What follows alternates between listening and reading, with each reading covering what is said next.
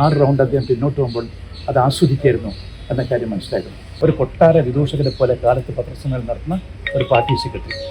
അവസാനം ജനങ്ങൾ ആ പാർട്ടിയെ ചരിത്രത്തിൻ്റെ ചവറ്റുകുട്ടയിലേക്ക് വലിച്ചെറിയുന്ന കാഴ്ചയാണ് നമ്മൾ കണ്ടത്. മുതിർന്ന നേതാവ് മുല്ലപ്പള്ളി രാമചന്ദ്രനെ വീട്ടിൽ സന്ദർശിച്ച് കൊയിലാണ്ടി മണ്ഡലം നിയുക്ത MLA അഡ്വക്കേറ്റ് കെ പ്രവീൺകുമാർ.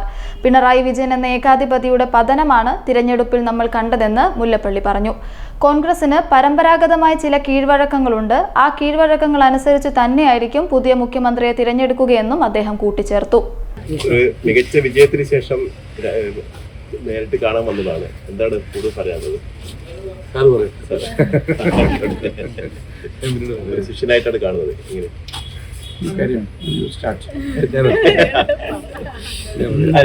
അതായത് DCC പ്രസിഡന്റായതിനു ശേഷവും അതിനു മുമ്പ് എൻ്റെ രാഷ്ട്രീയ ജീവിതത്തിലും പൊതുജീവിതത്തിലും വിശിഷ്യ വ്യക്തി ജീവിതത്തിലും ഒരുപാട് ഉപദേശ നിർദ്ദേശങ്ങളും സഹായം തന്ന ഈ ജില്ലയിലെ സംസ്ഥാനത്തെയും അഭിപ്രായങ്ങളാണ്.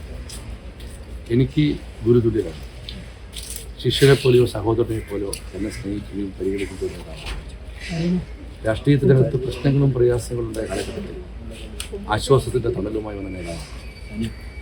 വിജയം കിട്ടിയതിന് ശേഷം ഇദ്ദേഹത്തെ കണ്ടതിന് ശേഷം തുടങ്ങാമെന്നുള്ള മനസ്സിൻ്റെ തീരുമാനത്തിലാണ് ഞാൻ ആദ്യം പോയത് എൻ്റെ നാട്ടിലെ അമ്പലത്തിലാണ്. എല്ലാ ആഴ്ചയും ഞാൻ പോയ അമ്പലമാണ്.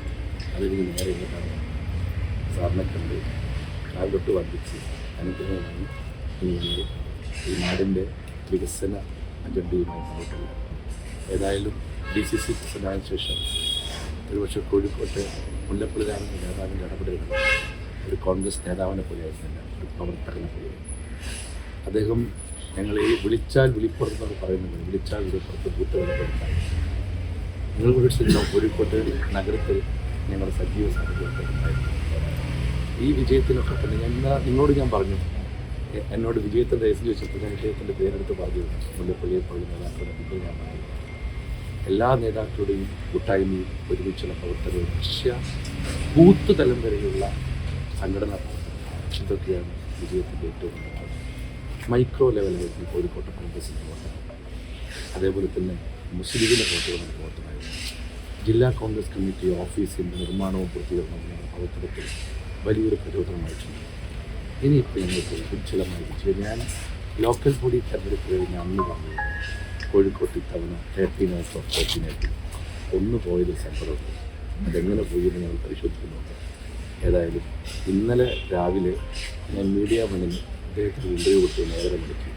അപ്പോഴും ഞാൻ പറഞ്ഞു 13 out of 14 എന്നോട് ഇത്ര ആത്മവിശ്വാസമാണ്. ഞാൻ പറഞ്ഞു ആത്മവിശ്വാസത്തോടെ പറഞ്ഞു. എങ്കിലും ഉജ്ജ്വലമായ വിജയമാണ്. കോഴിക്കോട്ടെ ഇലക്ഷൻ ചരിത്രത്തിൽ ഒരു മുന്നണിക്കും ഇന്ന് ലഭിക്കാത്ത അംഗീകാരം ലഭിച്ചത് ഞങ്ങൾ വിനയത്തോടെ സ്വീകരിക്കുന്നു.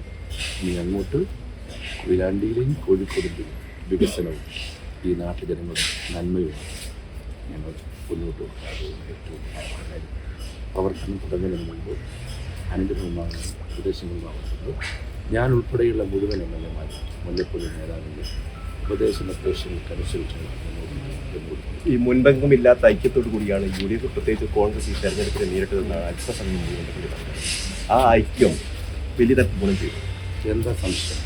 എല്ലാവരുമായി ഒരുമിച്ച് ഐക്യമില്ലെങ്കിൽ ജയിക്കില്ല. ഒരു മെസ്സേജിൻ്റെ വിജയത്തിൽ ഐക്യമുള്ള കോൺഗ്രസിനെ ഒരു കക്ഷിക്കും തോൽപ്പിക്കാൻ സാധിക്കില്ല എന്ന വലിയൊരു മെസ്സേജ് ഈ തള്ളപ്പെടുന്നുണ്ട്. അതൊരു വല്ലാത്ത മെസ്സേജാണ്. ഐക്യമുണ്ടെങ്കിൽ ഒരു ശക്തിക്കും തോൽപ്പിക്കാൻ സാധിക്കില്ല. ആ മെസ്സേജാണ് വേണ്ടത്. ഇനിയും അങ്ങനെ തന്നെ കോഴിക്കോട് മുല്ലപ്പള്ളി ചോദിക്കാം. കാരണം 13-ൽ 12 നേടിക്കഴിഞ്ഞിരിക്കുന്നു. ഒരുപക്ഷെ ചരിത്ര വിജയം തന്നെയാണ് കോഴിക്കോട് ഉണ്ടായിരിക്കുന്നത്. പ്രവീൺ വന്നതിന് ശേഷം കോഴിക്കോട് വലിയ തരത്തിൽ മുന്നോട്ട് പോകാൻ കഴിയും. എങ്ങനെയാണ്? ഞാൻ പ്രവീണിനെ ആദ്യമായിട്ട് അഭിനന്ദിക്കുകയാണ്. ചരിത്രത്തിലില്ലാത്ത വിജയം ഈ ജില്ലയിൽ മാത്രമല്ല സംസ്ഥാനത്തും നേടിയെടുക്കുന്നതിന് വേണ്ടി പ്രചോദകമായി വർത്തിച്ച ഒരു നേതാവിൻ്റെ പേര് ശ്രീമാൻ പ്രവീൺ എന്ന് പറയുന്നത് അഭിമാനമുണ്ട്. കാരണം അത് ട്രെൻഡ് സെറ്ററായിരുന്നു. അദ്ദേഹം DCC പ്രസിഡൻ്റായ ശേഷമാണ് ഇത്രയും വലിയ വിജയമുണ്ടായത്. 25 വർഷത്തിൽ ആദ്യമാണ് ഒരു കോൺഗ്രസ്സുകാരൻ നമ്മുടെ ഈ പ്രദേശത്തുനിന്ന് വിജയിച്ച് ഈ ജില്ലയിൽ നിന്ന് വിജയിച്ചിട്ട് MLA ആവുന്നത്. അതൊരു റെക്കോർഡ് വിജയമായിട്ടാണ് ഞാൻ കാണുന്നത്. 25 വർഷം മുമ്പ് ശ്രീമാൻ ശങ്കരൻ, അഡ്വക്കേറ്റ് ശങ്കരൻ, അതുപോലെ തന്നെ ശ്രീമാൻ സുജനപാൽ അവർ വിജയിച്ച ശേഷം ഒരു MLA നമുക്ക് കോൺഗ്രസിൻ്റെ ടിക്കറ്റിൽ മത്സരിച്ച് ഇവിടെ വിജയിപ്പിക്കാൻ സാധിച്ചിട്ടുണ്ട്. ആ റെക്കോർഡിന് കാരണബോധന ആരാണെന്ന് ചോദിച്ചാൽ ഈ നിൽക്കുന്ന പ്രവീണിൻ്റെ ദീർഘദർശിത്വവും ആ സംഘടന വൈപ്പുകൾ തന്നെയാണെന്ന് ഞാൻ അഭിമാനത്തോടെ പറയും. പലപ്പോഴും എന്നോട് അദ്ദേഹം എന്തെന്നില്ലാത്ത പ്രത്യാശയോടും അതിലേത് പ്രതീക്ഷയോടും കൂടിയാണ് സംസാരിക്കാറുള്ളത്. ഞാൻ പറയും അതിര് വിട്ടൊന്നും പറയരുത്, കാരണം നമ്മൾ വിജയിക്കുമെന്ന് മാത്രം പറഞ്ഞാൽ മതി, നമ്പറൊന്നും പറയേണ്ടെന്ന്. അപ്പം വലിയ വിശ്വാസത്തോടെ ഒരു പറയുന്നത് ഇപ്പോൾ 13-ൽ 12 സീറ്റ് നേടിയെന്ന് പറഞ്ഞാൽ അതൊരു ട്രെൻഡ് സെറ്ററാണ്. കഴിഞ്ഞ ലോക്കൽ ബോഡി തെരഞ്ഞെടുപ്പിൽ അഭൂതപൂർവമായ വിജയം ഇവിടെ ഉണ്ടായപ്പോൾ അത് കേരളത്തിൽ ട്രെൻഡ് സെറ്ററായിരുന്നു. മലബാറിൽ എത്രയോ വർഷക്കാലമായി പിന്നോക്കം നിൽക്കുന്ന കോഴിക്കോട് ജില്ല, ആ കോഴിക്കോട് ജില്ല ലോക്കൽ ബോഡി തെരഞ്ഞെടുപ്പിൽ വളരെ മുന്നേറിയെന്ന് പറയുമ്പോൾ കേരളം മുഴുവൻ ആവേശത്തോടുകൊണ്ടാണ് നോക്കിയത്. ആ ആവേശം ഈ തെരഞ്ഞെടുപ്പിലുടനീളം നിലനിർത്താൻ സാധിച്ചുകൊണ്ടാണ് ഏറ്റവും വലിയ പ്രത്യേകതയാണ്. പിന്നെ പ്രവീണിനെ കുറിച്ച് പറയുമ്പോൾ പ്രവീണിനെ 2 തവണ മാധവരത്നം മത്സരിപ്പിക്കാൻ വേണ്ടി അദ്ദേഹം ചെറുതായിട്ട് അനുസ്മരിക്കേണ്ടത്. 2 തവണയും അദ്ദേഹത്തിൻ്റെ പേര് മാത്രമാണ് അഖിലേന്ത്യാ കോൺഗ്രസ് കമ്മിറ്റിയുടെ മുമ്പാകെ ഞാൻ സമർപ്പിച്ചത്. സത്യത്തിൽ പാർട്ടിയിലെ പല ആളുകൾക്കും പല സ്ഥാനാർത്ഥികളുണ്ടായിട്ട് പോലും ഞാൻ സമർപ്പിച്ചൊന്നും ഒറ്റ കാര്യം കൊണ്ട് ആരും അതിനെ ചോദ്യം ചെയ്തില്ല. അഖിലേന്ത്യാ കോൺഗ്രസ് കമ്മിറ്റി പോലും ചോദിച്ചു, ബ്രാക്കറ്റിലൊരു പേരിലല്ലോ സീറ്റ് നഷ്ടപ്പെട്ടു, ചുണ്ടും കപ്പിനൊടിയിലാണ്. പ്രവീണ് വിജയിക്കണമെന്ന് ആരെക്കാളും ആഗ്രഹിച്ച ഒരാളാണ് ഞാൻ. ആ തെരഞ്ഞെടുപ്പ് വിജയം ഉണ്ടാവുന്ന കാര്യം അദ്ദേഹത്തോട് ആദ്യം ദയവണ്ണമുണ്ട് ഇവിടെ വന്നപ്പോൾ തന്നെ ഞാൻ പറഞ്ഞിട്ടുണ്ട്, വിജയിക്കും. ആ കോൺസ്റ്റിറ്റ്യൻസി ട്രഡീഷണലായിട്ട് കോൺഗ്രസിൻ്റെ കോൺസ്റ്റിറ്റ്യൻസിയാണ്. നമുക്ക് കൈമോശം വന്നു, ഒരൊറ്റ കാരണം നമ്മുടെ അനവധാനത കൊണ്ട് മാത്രമാണ് ഞാൻ പറഞ്ഞിട്ടുണ്ടായിരുന്നത്. അദ്ദേഹം വിജയിച്ചിരിക്കുന്നു. ഈ വിജയത്തിൽ ഞാൻ സന്തോഷിക്കുകയാണ്. പിന്നെ മറ്റു കാര്യങ്ങളൊക്കെ തന്നെ ഒരുപാട് കാര്യങ്ങൾ ഞങ്ങൾക്ക് ചെയ്യേണ്ടതായിട്ടുണ്ട്. 10 വർഷക്കാലം ഈ നാട് ഇരുട്ടിലായിരുന്നു. ആ ഇരുട്ടിൽ നിന്ന് വെളിച്ചത്തിലേക്കുള്ള ഒരു യാത്രയാണ് ഇന്നലെ തെരഞ്ഞെടുപ്പ് പ്രഖ്യാപനം വന്ന ശേഷം ഉണ്ടായിട്ടുള്ളത്. ആ യാത്രയിൽ പ്രവീണും സഹപ്രവർത്തകന്മാരും മുന്നോട്ട് പോകണമെന്നാണ് എനിക്ക് ഈ സന്ദർഭത്തിൽ ആശംസിക്കുന്നത്. അവിടെ ജയിച്ച കുഞ്ഞികൃഷ്ണൻ, ആ കുഞ്ഞികൃഷ്ണൻ ഒരു ഫൈറ്ററാണ്. അത് കഴിഞ്ഞ് തളിപ്പറമ്പിലേക്ക് വരുമോ മിസ്റ്റർ ഗോവിന്ദൻ നിസ്സാരമായിട്ട് നിങ്ങൾ കണക്കാക്കരുത്. ഗോവിന്ദൻ എല്ലാവർക്കും അറിയാം, പിണറായി വിജയൻ്റെ ഗുരു എന്ന് പോലും പറയാവുന്ന തരത്തിലുള്ള ഉന്നത സ്ഥാനീയനാണ് അദ്ദേഹം വിജയിച്ചു. അത് കഴിഞ്ഞിട്ട് അമ്പലപ്പുഴയിൽ ശ്രീമാൻ സുധാകരൻ, ആ സുധാകരൻ്റെ വിജയം ഇതൊക്കെ തന്നെ മനസ്സിലാക്കണം. കമ്മ്യൂണിസ്റ്റ് പാർട്ടി ഇനിയെങ്കിലും പാഠം പഠിക്കണം. ഏകാധിപത്യത്തിൻ്റെ നാടുകൾ അവസാനിച്ചു എന്ന കാര്യം മനസ്സിലാക്കണം. ഇത് ജനാധിപത്യത്തിൻ്റെ യുഗമാണ്. ഏകാധിപത്യത്തിന് ഈ രാജ്യത്തെ യാതൊരു ഭാവിയുമില്ല എന്ന് തെളിയിക്കപ്പെട്ട് കഴിഞ്ഞതാണ്. അതുകൊണ്ട് തന്നെ ശുദ്ധരായ നല്ലവരായ ഇടതുപക്ഷ മനസ്സുള്ള മുഴുവൻ ആളുകളെ ഞങ്ങൾ സഹായിച്ചു. ലക്ഷോപലക്ഷം സാധാരണക്കാരായ ആളുകൾ, അവരാണ് ഞങ്ങളെക്കാളേറെ ഈ തെരഞ്ഞെടുപ്പിൽ ആഹ്ലാദ ചിത്തരായിട്ട് നിൽക്കുന്നത്. ഇതുവരെയും ഉണ്ടായിട്ട് 980 മുതൽ ഇവിടെ ഉണ്ടായിട്ടുള്ള കോൺഗ്രസിലെ മുഖ്യമന്ത്രിമാരെ കുറിച്ചൊക്കെയുള്ള അഭിപ്രായങ്ങളൊക്കെ ഞങ്ങളൊക്കെ ചോദിച്ചിട്ടുണ്ട്. ഇത്തവണയും ചോദിക്കുമെന്ന് എനിക്കറിയാം, ചോദിക്കാതിരിക്കില്ല. അതൊക്കെ ഞങ്ങളൊരു കീഴ്വഴക്കമാണ്. കോൺഗ്രസ് ഡെമോക്രാറ്റിക് പാർട്ടിയല്ലേ, ലിബറൽ ഡെമോക്രാറ്റിക് പാർട്ടിയല്ലേ കോൺഗ്രസ്. എല്ലാവരെയും വിശ്വാസത്തിലെടുക്കും. അല്ലാതെ ഏകപക്ഷീയമായിട്ട് ഏകാധിപത്യപരമായിട്ട് കമ്മ്യൂണിസ്റ്റ് മാർക്സിസ്റ്റ് പാർട്ടിയെ പോലെ ഞങ്ങൾ മുന്നോട്ട് പോകുന്ന പാർട്ടിയല്ല ഞങ്ങളുടെ പാർട്ടി.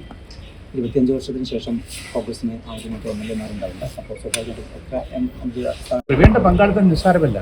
പിന്നെ അഖിലേന്ത്യാ കോൺഗ്രസ് കമ്മിറ്റിക്കും എല്ലാവർക്കും പ്രവീണിൻ്റെ നേതൃത്വത്തിൻ്റെ കുറിച്ച് നന്നായിട്ട് അറിയും. നിങ്ങൾ നോക്കൂ, കേരളത്തിലെ സ്വാതന്ത്ര്യ പ്രസ്ഥാനത്തിൻ്റെ ഭൂമിയാണ് ഏതാണെന്ന് ചോദിച്ചാൽ കോഴിക്കോട്ടാണ്. ആ കോഴിക്കോട്ട് മഹാരഥന്മാരായ കോൺഗ്രസ്സുകാരൊക്കെ ഉണ്ടായിട്ട് പോലും ഇന്നുവരെ കോൺഗ്രസിന് ഒരു ആസ്ഥാന മന്ദിരം, അതിമനോഹരമായ ഒരു സൗധം. ഇന്ത്യ രാജ്യത്തെ കോൺഗ്രസിലെ എല്ലാ കെട്ടിടങ്ങളും കണ്ട ആളാണ്. എല്ലാ ജില്ലകളിലും എനിക്കറിയാം. ഇത്രയും മനോഹരമായ ഒരു സൗധം അദ്ദേഹം ഉണ്ടാക്കി പറയും. അത് തന്നെയാണ് അദ്ദേഹത്തിന് തൊപ്പിയിലൊരു തൂവലിൽ ഞാൻ മനസ്സിലാക്കുന്നത്. നിസ്സാരമല്ലത്. അപ്പോൾ അതൊക്കെ തന്നെ അദ്ദേഹത്തിൻ്റെ സംഘാടക വൈഭവമാണ് തെളിയിക്കുന്നത്. ഈ പ്രധാനപ്പെട്ട പല നേതാക്കളും മത്സരത്തിൽ ജയിച്ചിട്ടുണ്ട്, എംഎൽഎമാരായിട്ട്. ആ ഒരു സാഹചര്യത്തിൽ KPCയുമായി ബന്ധപ്പെട്ട് അതിൻ്റെ പ്രസിഡന്റ് അടക്കം DCC പ്രസിഡന്റ് അടക്കം അതൊക്കെ മാറേണ്ടി വരില്ലേ? ചർച്ചകൾ നടക്കേണ്ടതല്ലേ? സ്വാഭാവികമായിട്ടും. കാരണം ഒരു 2 പിന്നെ ഈ പൊസിഷൻ ഹോൾഡ് ചെയ്തുകൊണ്ട് പോകുമെന്നൊക്കെ പറഞ്ഞ് ശരിയല്ല. ഇത് വലിയ പാർട്ടി ലീഡർഷിപ്പ് നോക്കൂ. ഇത്രയധികം ബാഹുല്യമുള്ളൊരു പാർട്ടി, എത്ര ചെറുപ്പക്കാരാ, യുവാക്കന്മാരുടെ നിര തന്നെ വന്നിരിക്കുകയല്ലേ. ജെൻസി എന്ന് പറഞ്ഞുകൊണ്ടൊന്നും ഞാനത് കുട്ടികളെ താഴ്ത്തി കെട്ടാൻ ആഗ്രഹിക്കുന്നത്. എല്ലാവരും പറയും ജെൻസി എന്നൊക്കെ പറയും. വളരെ മിടുക്കന്മാരാ. ജെൻസി എന്നൊക്കെ പറയുമ്പോൾ അതിന് വേറൊരു മുഖം കൊടുക്കുക. ജെൻസി എന്ന് പറയുമ്പോൾ എന്താ കാര്യം, ഷാലോ മൈൻഡ് എന്ന രൂപത്തിലൊക്കെയാണ് പറയുന്നത്. അതല്ല ശരി. വളരെ നന്നായിട്ട് കാര്യങ്ങൾ മനസ്സിലാക്കാൻ സാധിക്കുന്ന രാഷ്ട്രീയ ബോധമുള്ള വെറും ഈ ഭാഗത്തൊക്കെ തന്നെ നന്നായിട്ട് ഞങ്ങൾക്ക് CPM വോട്ട് കിട്ടിയിട്ടുണ്ട്. നാളെയും കിട്ടും. ഞാൻ പറഞ്ഞില്ലേ, കമ്മ്യൂണിസ്റ്റ് മാർക്സിസ്റ്റ് പാർട്ടിയുടെ അവസാനത്തെ ഒരു ഔട്ട് പോസ്റ്റ് ആയിരുന്നു കേരളം. അത് മിസ്റ്റർ പിണറായി വിജയൻ ഇന്നത്തോട് പൊട്ടിച്ചിരിക്കുന്നു. 43 വർഷക്കാലം പശ്ചിമ ബംഗാൾ ഭരിച്ച പാർട്ടിയല്ലേ കമ്മ്യൂണിസ്റ്റ് മാർക്സിസ്റ്റ് പാർട്ടി. അവസാനം ജനങ്ങൾ ആ പാർട്ടിയെ ചരിത്രത്തിൻ്റെ ചവറ്റുകൊട്ടയിലേക്ക് വലിച്ചെറിയുന്ന കാഴ്ചയാണ് നമ്മൾ കണ്ടത്. അല്പം വൈകിയെന്ന് മാത്രമേ ഉള്ളൂ. കേരളത്തിലെ കമ്മ്യൂണിസ്റ്റ് പാർട്ടിക്കും അതേ തരത്തിലുള്ള ഒരു ദുരന്തമാണ് ഏറ്റുവാങ്ങി മുന്നോട്ട് പോകേണ്ട ഗതികേട് മിസ്റ്റർ പിണറായി വിജയൻ ഉണ്ടാക്കിയത്. ആലോചിച്ച് നോക്കൂ പാർട്ടിയുടെ അവസ്ഥ. പാർട്ടിയുടെ സെക്രട്ടറി നോക്കൂ, രാജാവ് എന്താണോ പറയുന്നത് അതിനനുസരിച്ച് ഒരു കൊട്ടാര വിദൂഷകരെ പോലെ കാലത്ത് പത്രസമ്മേളനം നടത്തുന്ന ഒരു പാർട്ടി സെക്രട്ടറി. പിന്നെ LDFിൻ്റെ കൺവീനറുണ്ട്, എന്തൊരു നിസ്സഹായനായിട്ടാണ് സംസാരിക്കുന്നത്. ഈ 2-3 മുഖങ്ങൾ കണ്ടാൽ തന്നെ പാർട്ടിയുടെ ഇന്നത്തെ ദുരന്തപൂർണ്ണമായ ചിത്രം നമുക്ക് ബോധ്യപ്പെടും. ഇതാണ് അവസ്ഥ. ഈ തന്നെ അടുത്ത ഏറ്റവും പ്രധാനപ്പെട്ട ചോദ്യം ആരും മുഖ്യമന്ത്രിയാണെന്നുള്ളതാണ്. അപ്പോൾ സാറിൻ്റെ അഭിപ്രായം എന്താണ്? അത് ഞാൻ കൃത്യമായിട്ട് പറഞ്ഞിട്ടുണ്ട്. കോൺഗ്രസിന് പരമ്പരാഗതമായിട്ട് ചില കീഴ്വഴക്കങ്ങളൊക്കെ. ആ കീഴ്വഴക്കങ്ങൾ എന്ന് പറഞ്ഞാൽ അഖിലേന്ത്യാ കോൺഗ്രസ് കമ്മിറ്റി ഞാൻ മനസ്സിലാക്കിയെടുത്തോളം എൻ്റെ സീനിയർ മിനിസ്റ്റർ കൂടിയായിട്ടുള്ള എൻ്റെ സഹപ്രവർത്തകൻ കൂടിയായിട്ട് ശ്രീമൻ P. ചിദംബരമാണെന്ന് തോന്നുന്നു ഇവിടെ ഒബ്സർവറായിട്ട് വരാൻ പോകുന്നതാണ് ഞാൻ മനസ്സിലാക്കുന്നത്. അല്ലെങ്കിൽ അതുപോലുള്ള സീനിയർ നേതാക്കന്മാർ കഴിഞ്ഞത് വേണം നിങ്ങൾ ഓർക്കും. കഴിഞ്ഞ തവണങ്ങൾ പരാജയപ്പെട്ടെങ്കിൽ പോലും ഞങ്ങൾക്ക് പാർലമെൻ്ററി പാർട്ടിക്ക് ഒരു ലീഡർ വേണം. ആ ലീഡറെ കണ്ടെത്താൻ വേണ്ടിയിട്ട് ഇന്നത്തെ അഖിലേന്ത്യാ കോൺഗ്രസ് കമ്മിറ്റി അധ്യക്ഷൻ മല്ലികാർജ്ജുന ഖാർഗെയാണ് ഇങ്ങോട്ടേക്ക് അയച്ചത്. ഖാർഗെയാണ് എല്ലാവരെയും വിളിച്ചുകൊണ്ട് ഓരോ നേതാക്കന്മാരോടും പ്രത്യേകിച്ച് MLA-മാരുടെ അഭിപ്രായം ആരാഞ്ഞു. അത് കഴിഞ്ഞ ശേഷം സീനിയർ കോൺഗ്രസ് നേതാക്കന്മാരെ മുഴുവൻ ബന്ധപ്പെട്ടു.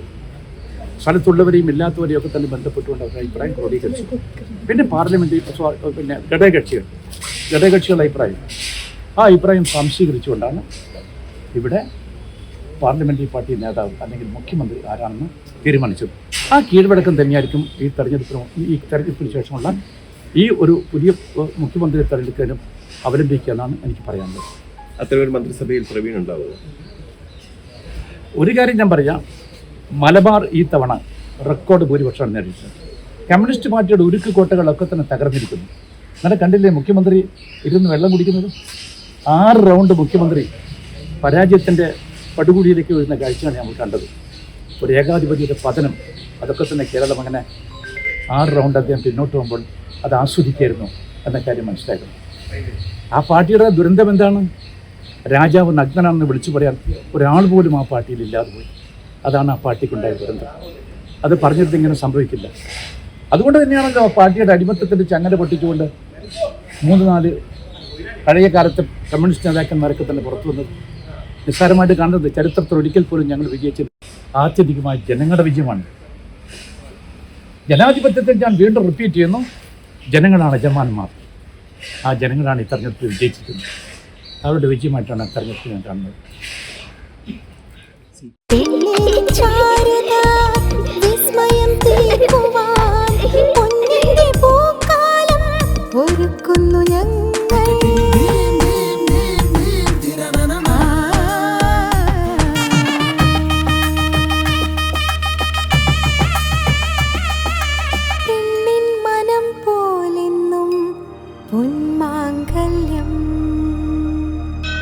Bobby Chamanur International Jewelers.